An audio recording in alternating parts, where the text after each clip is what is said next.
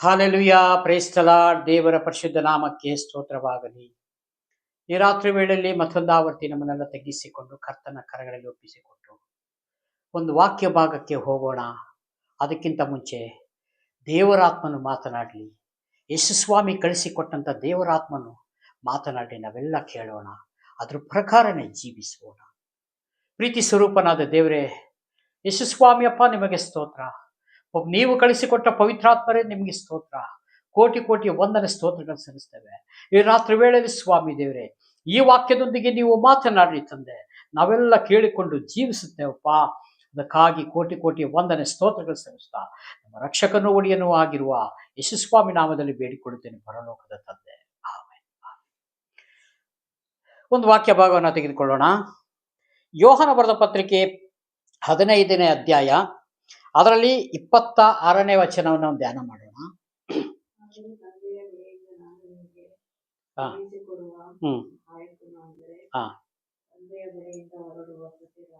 ಸಾಕು. ಆದರೆ ಇಲ್ಲಿ ಯೇಸುಸ್ವಾಮಿ ಹೇಳ್ತಾ ಇದ್ದಾರೆ, ಆದರೆ ತಂದೆಯ ಬಳಿಯಿಂದ ನಾನು ನಿಮಗೆ ಕಳಿಸಿಕೊಡುವ ಸಹಾಯಕನು, ಅಂದರೆ ತಂದೆಯ ಬಳಿಯಿಂದ ಹೊರಡುವ ಸತ್ಯದ ಆತ್ಮನು. ಇಲ್ಲಿ ಯೇಸುಸ್ವಾಮಿ ಹೇಳ್ತಾ ಇದ್ದಾರೆ, ತಂದೆಯ ಬಳಿಯಿಂದ ನಾನು ನಿಮ್ಮ ಸಹಾಯಕ್ಕೆ ನಾನು ಕಳಿಸುತ್ತೇನೆ ಈ ಲೋಕದ ಮೇಲೆ. ಹಾಲೆಲೂಯ. ಈ ಲೋಕದಲ್ಲಿ ನಾನು ನಿಮಗೆ ಕಳಿಸಿಕೊಡುವಾಗ ಆ ಸತ್ಯದ ಆತ್ಮನು ನಮಗೆ ಸಕಲ ವಿಷಯದಲ್ಲೂ ದೇವರಿಗೆ ಈ ಭೂಮಿ ಮೇಲೆ ಹೇಗೆ ಬದುಕಬೇಕು, ಹೇಗೆ ಬದುಕಿ ಪರಲೋಕ ರಾಜ್ಯ ಸೇರ್ಬೇಕು ಎಂಬುದಾಗಿ ಆ ದೇವರಾತ್ಮನು ನಮ್ಮ ಒಳಗೆ ಇದ್ದುಕೊಂಡು ಸಕಲ ವಿಷಯದಲ್ಲೂ, ಎಲ್ಲ ನಡತೆಯಲ್ಲೂ, ಮಾತಿನಿಂದ ಇರ್ಬೋದು, ನಡತೆಯಿಂದ ಇರ್ಬೋದು, ಎಲ್ಲದರಲ್ಲೂ ನಮ್ಮನ್ನ ಸರಿಮಾರ್ಗದಲ್ಲಿ ನಡೆಸುವಂತ ಪವಿತ್ರಾತ್ಮರಾಗಿದ್ದಾರೆ. ಹಾಲೆಲೂಯ. ಇದನ್ನು ನಾವು ಚೆನ್ನಾಗಿ ಅರ್ಥ ಮಾಡಿಕೊಳ್ಳಬೇಕು. ಎಲ್ಲೋ ಹೋಗ್ತೀವಿ, ವಾಕ್ಯ ಕೇಳ್ತೀವಿ, ಪ್ರಾರ್ಥನೆ ಮಾಡ್ತೀವಿ, ಇದೆಲ್ಲ ಸತ್ಯ, ಇದೆಲ್ಲ ನಿಜ, ಇದೆಲ್ಲ ಮನುಷ್ಯನಿಗೆ ಬೇಕು. ಆದರೆ ಕೇಳಿ ಬಿಡುವುದಕ್ಕೆ ಅಲ್ಲ ದೇವರು ನಮ್ಮನ್ನ ಕಳಿಸಿರೋದು. ಪ್ರಿಯರಾದ ಸಹೋದರ ಸಹೋದರಿಯರೇ, ಇದು ಕೇಳಿಕೊಂಡು ಜೀವಿಸಬೇಕಾಗಿದೆ. ಯಾಕಂದ್ರೆ ಈ ಮತ್ತಾಯ ಬರೆದ ಸುವಾರ್ತೆಯಲ್ಲಿ ಯೇಸುಸ್ವಾಮಿ ಒಂದು ಮಾತು ಹೇಳ್ತಾರೆ. ನ್ಯಾಯ ವಿಚಾರಣೆ ದಿನದಲ್ಲಿ ಯೇಸುಸ್ವಾಮಿ ಏನ್ ಹೇಳ್ತಾರೆ? ನ್ಯಾಯ ವಿಚಾರಣೆ ದಿನದಲ್ಲಿ ನಿಮ್ಮನ್ನ ನಾನು ಯಾವತ್ತೂ ಅರಿತಿಲ್ಲ, ಯಾಕಂದ್ರೆ ಪರಲೋಕದ ತಂದೆಯನ್ನ ಚಿತ್ತ ಮಾಡಿದ್ದೀನಿ.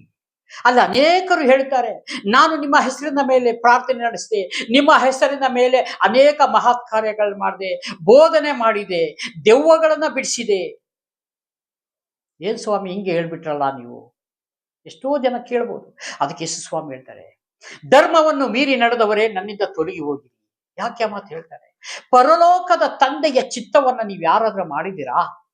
ಬನ್ನಿ ಒಳಗಡೆ. ನೀವು ಮಾಡ್ಲಿಲ್ಲ ಅಂದ್ಮೇಲೆ ನಿಮ್ಮಷ್ಟಕ್ಕೆ ನೀವು ಏನ್ ಬೇಕಾದ್ರೆ ಮಾಡಿದ್ರು ಅದಕ್ಕೆ ನಾನು ಕಾರಣನೂ ಅಲ್ಲ. ಯೇಸುಸ್ವಾಮಿ ಹೇಳ್ತಾರೆ, ಯಾಕಂದ್ರೆ ಒಂದು ಅಕ್ಷರ ಸತ ಅದರಲ್ಲಿ ಅಳೆದು ಹೋಗುವುದಿಲ್ಲ. ಯಾಕೆ? ಆಕಾಶ ಭೂಮಿ ಒಂದು ವೇಳೆ ಅಳಿದು ಹೋಗ್ಬೋದು, ನನ್ನ ಮಾತು ಒಂದು ಅಳಿಯುವುದೇ ಇಲ್ಲ. ಇದು ಸೇನಾಧೀಶ್ವರನಾದ ಯೆಹೋವನ ನುಡಿಯಾಗಿದೆ.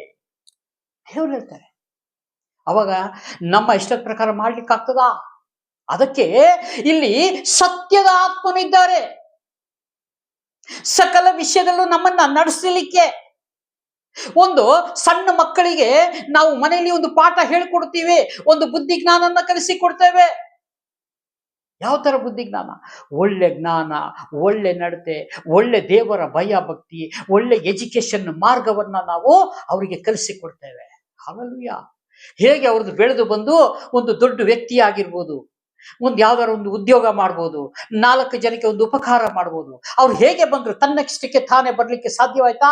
ಅವ್ರ ಅಪ್ಪ ಅಮ್ಮ ಅವ್ರನ್ನ ಸಾಕಿ ಅಷ್ಟು ದೊಡ್ಡಕ್ಕೆ ಮಾಡಿ ಎಜುಕೇಶನ್ ಕೊಡಿಸಿ, ಒಂದು ಉದ್ಯೋಗವನ್ನು ಕೊಡಿಸಿ, ಒಂದು ದೊಡ್ಡ ಮನುಷ್ಯನಾಗಿ ಮಾಡಿದರು. ಹಾಲೆಲೂಯ. ಆದರೆ ಅದೆಷ್ಟು ವರ್ಷಗಳ ಕಾಲ? ದೇವರ ವಾಕ್ಯ ಹೇಳ್ತಿದೆ, ಬಲ ಹೆಚ್ಚಿದ್ರೆ 70-80 ವರ್ಷಗಳ ಕಾಲ ಸರ್ಕಾರಿ ಉದ್ಯೋಗ ಕೊಡ್ತದೆ. ಆ 60 ವರ್ಷಗಳ ಒಳಗೆ ಮಾತ್ರ ಕೊಡ್ತದೆ. ಆಮೇಲೆ ರಿಟೈರ್ಮೆಂಟ್. ಮನೆಯಲ್ಲಿ ನಾವು ಸುಮ್ಮನೆ ಇರೋದು, ಆರಾಮಾಗಿರೋದು, ಸರ್ಕಾರ ಕೊಡುವಂತ ಒಂದು ಪಿಂಚನ್ನಲ್ಲಿ ನಮ್ಮ ಲೈಫನ್ನ ಹೋಗ್ತಾ ಇರ್ತದೆ. ಹಾಲೆಲೂಯ. ಆದರೆ ಪರಲೋಕ ಹಾಗಲ್ವಲ್ಲ. ಆತನ ರಾಜ್ಯಕ್ಕೆ ಅಂತ್ಯವೇ ಇಲ್ಲ. ಯೇಸುಸ್ವಾಮಿ ಹೇಳ್ತಾರೆ, ನನ್ನ ರಾಜ್ಯಕ್ಕೆ ಅಂತ್ಯವೇ ಇಲ್ಲ. ಅಂಥ ರಾಜ್ಯಕ್ಕೆ ನಿಮ್ಮನ್ನ ನಾನು ಕೈ ಬೀಸಿ ಕರಿತಾ ಇದ್ದೀನಲ್ಲ. ಅದನ್ನ ನೀವು ತಿಳ್ಕೊಳ್ಳಿಕ್ಕೆ ವಾಕ್ಯ ಸಂದೇಶವನ್ನ ಧ್ಯಾನ ಮಾಡ್ತಿಲ್ಲಲ್ಲ. ಅನೇಕ ಉಪದೇಶಕರು, ಅನೇಕ ಸೇವಕರು, ಇವರಿಗೆಲ್ಲ ನಾನು ಈ ಲೋಕದಲ್ಲಿ ಕಳಿಸಿದ್ದೀನಲ್ಲ. ಅವರ ಮಾತು ನೀವು ಯಾಕೆ ಕೇಳುತ್ತಾ ಇಲ್ಲ? ಅವರು ವಾಕ್ಯದ ಪ್ರಕಾರ ಹೇಳುವುದಾದ್ರೆ ನೀವು ನಿಜವಾಗ್ಲೂ ನಂಬಿರಿ ಅಂತ ನಾನು ಹೇಳ್ತಾ ಇದ್ದೀನಲ್ಲ. ಆದರೂ ನೀವು ನನ್ನ ಮಾತಿಗೆ ಕಿವಿಗೊಡಲಿಲ್ಲಲ್ಲ. ಕಡೆಗಳಿಗೆಲ್ಲ ಬಂದ್ಬಿಟ್ಟು ಸ್ವಾಮಿ ನನ್ನನ್ನ ಕ್ಷಮಿಸಿರಿ ಅಂತಂದ್ರೆ ಈ ಲೋಕ ಬಿಟ್ಟ ಮೇಲೆ ಯಾವ ಕ್ಷಮೆ ದಮೆ ಇಲ್ಲ. ಪ್ರಿಯನಾದ ಸಹೋದರ ಸಹೋದರಿಯರೇ, ಹಲ್ಲೆಲೂಯ. ಚೆನ್ನಾಗಿ ನಾವು ತಿಳ್ಕೋಬೇಕು, ನಮ್ಮ ಶರೀರಧಾರಿಯಾಗಿರ್ಬೇಕಾದ್ರೆ ಎಲ್ಲ ಕ್ಷಮೆ ಉಂಟು. ಯೇಸುಸ್ವಾಮಿ ಹೇಳ್ತಾರೆ, ಈಗಲೇ ನಿನಗೆ 70 ಸಲ ನಾನು ಕ್ಷಮಿಸ್ತೇನಲ್ಲ, ಆದರೂ ನನ್ನ ಮಾತಿಗೆ ನೀವು ಕಿವಿಗೊಡಲಿಲ್ಲ. ದೇವರು ದುಃಖ ಪಡ್ತಾರೆ. ನನ್ನ ಸ್ವಂತ ಕೈಯಾರೆ ನಾನು ನಿಮ್ಮನ್ನ ಉಂಟು ಮಾಡಿದೆ. ನನ್ನ ಸ್ವಂತ ಕೈಯಾರೆ ನಿಮ್ಮನ್ನ ಇಷ್ಟು ರೂಪವಾಗಿ, ಇಷ್ಟು ಸುಂದರವಾಗಿ ನಾನು ಮಾಡಿದೆ. ನಿಮ್ಮನ್ನ ತೆಗೆದುಕೊಂಡೋಗಿ ಅಗ್ನಿ ಕೆರೆಯಲ್ಲಿ ಹಾಕಕ್ಕೆ ನನಗೆ ಮನಸ್ಸಿಲ್ಲ ನನಗೆ. ಆದರೆ ಆ ದಾರಿ ಯಾರು ಹಿಡಿತಾ ಇದ್ದೀರಿ? ನೀವೇ ಹಿಡಿತಾ ಇದ್ದೀರಿ. ಈ ದುರಾತ್ಮನ ಆಲೋಚನೆಗೆ ಒಳಗಾಗಿದ್ದೀರಿ. ಹಲ್ಲೆಲೂಯ. ಸೈತಾನನು ಈಗ ಕಾಯ್ತಾ ಇದ್ದಾನೆ, ನನಗೆ ಎಷ್ಟು ಆತ್ಮಗಳು ಸಿಗ್ತದೋ ಅಷ್ಟನ್ನ ನಾನು ತೆಗೆದುಕೊಂಡು ಹೋಗ್ಲಿಕ್ಕೆ ಸಿದ್ಧನಾಗಿದ್ದೇನೆ, ಇನ್ನೂ ನಾನು ಹಿಡಿಯುತ್ತೇನೆ. ಹಲ್ಲೆಲೂಯ. ಅದಕ್ಕೆ ಇದನ್ನ ಯಾವತ್ತು ಧ್ಯಾನ ಮಾಡಿ ಜೀವಿಸುವಂತವರಿಗೆ ನಿತ್ಯ ರಾಜ್ಯ, ನಿತ್ಯ ಜೀವ ಉಂಟು. ಅವರಿಗೆ 2ನೇ ಮರಣ ಇಲ್ಲವೇ ಇಲ್ಲ. ಹಲ್ಲೆಲೂಯ.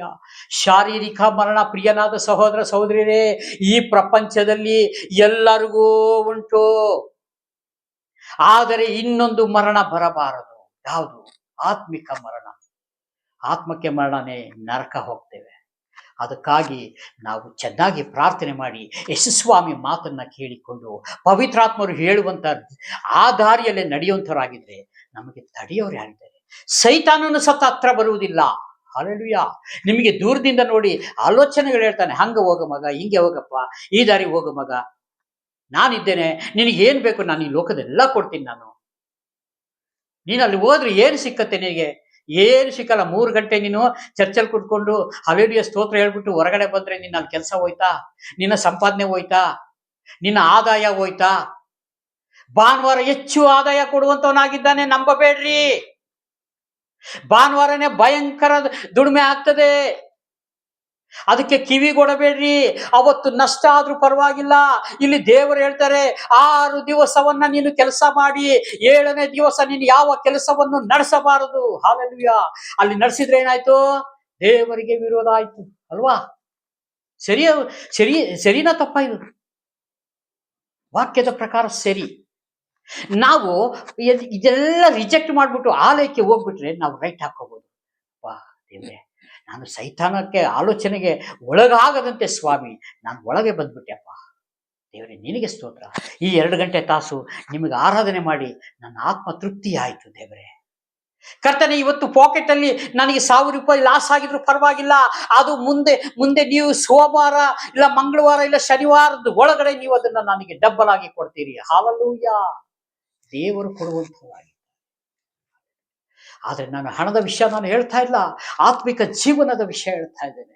ಕೆಲವರು ಎಷ್ಟೋ ನನಗೆ ಭಾನುವಾರ ನನಗೆ ತುಂಬಾ ಕೆಲಸ ಇದೆ, ನನಗೆ ಗಾಡಿ ಓಡಿಸಬೇಕು, ನನಗೆ ಅಲ್ಲಿ ಬಾಡಿಗೆ ಇದೆ, ನನಗೆ ಇಲ್ಲಿ ಬಾಡಿಗೆ ಇದೆ.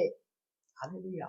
ತುಂಬಾ ಇಕ್ಕಟ್ಟಾದ ಪರಿಸ್ಥಿತಿ, ಏನೋ ಪರ್ಸನಲ್ ಏನೋ ತೊಂದರೆ ಆಗಿದೆ, ಇಂಥವಕ್ಕೆ ಪಾಸ್ಟರ್ ಹತ್ರ ಹೇಳಿ ಪ್ರಾರ್ಥನೆ ಮಾಡಿಸಿಕೊಂಡು ಸಭೆಯಲ್ಲಿ ಇಲ್ಲೊಂದು ಫೋನ್ ಮುಖಾಂತರ ನಾನು ಇಂಥ ಪರಿಸ್ಥಿತಿಗೆ ಹೋಗ್ತಾ ಇದ್ದೀನಿ ಅಂದರೆ ದೇವರಿಗೆ ಚೆನ್ನಾಗಿ ಗೊತ್ತಿದೆ ನಾವು ಏನಕ್ಕೆ ಹೋಗ್ತಾ ಇದ್ದೀವಿ ಅಂತ. ಒಂದು ವೇಳೆ ಸೇವಕರ ಕಣ್ಣಿಗೆ ಬೇಕಾದ್ರೆ ನಾವು ಏನ್ ಬೇಕಾದ್ರೆ ಮಾಡ್ಬೋದು ಅವನು ಮರೆಯಾಗಿ, ಆದ್ರೆ ಸರ್ವಶಕ್ತನಾದ ದೇವರಿಗೆ ನಾವು ಏನು ಮಾಡಕ್ಕೆ ಆಗುವುದಿಲ್ಲ. ಯಾಕಂದ್ರೆ ಆತನಿಗೆ ಒಂದೂ ಮರೆ ಇಲ್ಲ, ನಮಗೆ 4 ಗೋಡೆ ಮರೆ ಇದೆ. ಪ್ರಿಯನಾದ ಸಹೋದರ ಸಹೋದರಿಯರೇ, ಹಲ್ಲೆಲೂಯಾ, ಸ್ತೋತ್ರಂ. ದೇವರಿಗೆ ಒಂದು ಮರೆ ಇಲ್ಲ. ಅದನ್ನ ನಾವು ಫಸ್ಟ್ ನಾವು ಚೆನ್ನಾಗಿ ತಿಳ್ಕೋಬೇಕಾಗಿದೆ. ಅದಕ್ಕಾಗಿ ನಾವು ದೇವರನ್ನ ನಾವು ನಂಬಿ ಎಂದಿಗೂ ನಾವು ಕೈ ಬಿಡದಂತೆ ನಾವು ನಡೆಸಬೇಕು. ಕೆಳಗಡೆ ಒಂದು ವಾಕ್ಯ ಓದಮ್ಮ. ಸತ್ಯದ ಆತ್ಮ ಬಂದಾಗ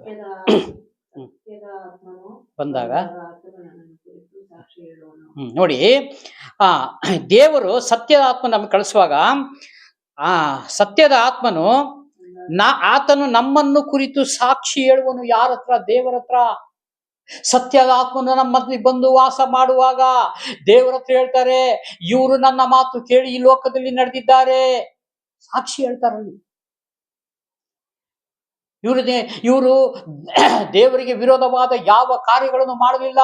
ವಾಕ್ಯವನ್ನು ಧ್ಯಾನ ಮಾಡಿ, ಅದೇ ರೀತಿಯ ಕುಟುಂಬ ಪ್ರಾರ್ಥನೆಗಳನ್ನ ಮಾಡಿ, ಆಲಯದಲ್ಲೂ ಒಳ್ಳೆ ಪ್ರಾರ್ಥನೆಯಲ್ಲಿ ನಡೆದಿದ್ದಾರೆ. ಒಳ್ಳೆ ಸಾಕ್ಷಿ ಹೇಳ್ತಾರೆ. ಇಲ್ಲಿ ನಮ್ಮ ದೇವರು ನಮ್ಮ ಬಾಳಿನಲ್ಲಿ ಅದ್ಭುತ ಕಾರ್ಯ ಮಹತ್ ಕಾರ್ಯಗಳನ್ನ ಮಾಡಿದ್ದು ನಾವು ಅನ್ಯರಿಗೆ ಸಾಕ್ಷಿ ಹೇಳುವುದಿಲ್ಲವೋ?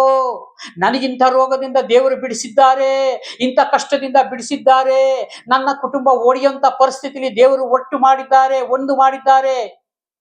ಇದು ನಾವು ಇನ್ನೊಬ್ಬರಿಗೆ ಸಾಕ್ಷಿ ಹೇಳಲ್ವೋ? ಅದೇ ರೀತಿಯಾಗಿ ಸತ್ಯದ ಆತ್ಮನು ಅಲ್ಲಿ ದೇವರ ಹತ್ರ ಸಾಕ್ಷಿ ಹೇಳುತ್ತಾರೆ. ಹಲ್ಲೆಲೂಯಾ. ಹಾಗಾಗಿ ನೀವು ಮೊದಲಿನಿಂದ ನನ್ನ ಸಂಗಡ ಇದ್ದ ಕಾರಣ ನೀವು ಸಾಕ್ಷಿಗಳಾಗಿದ್ದೀರಿ.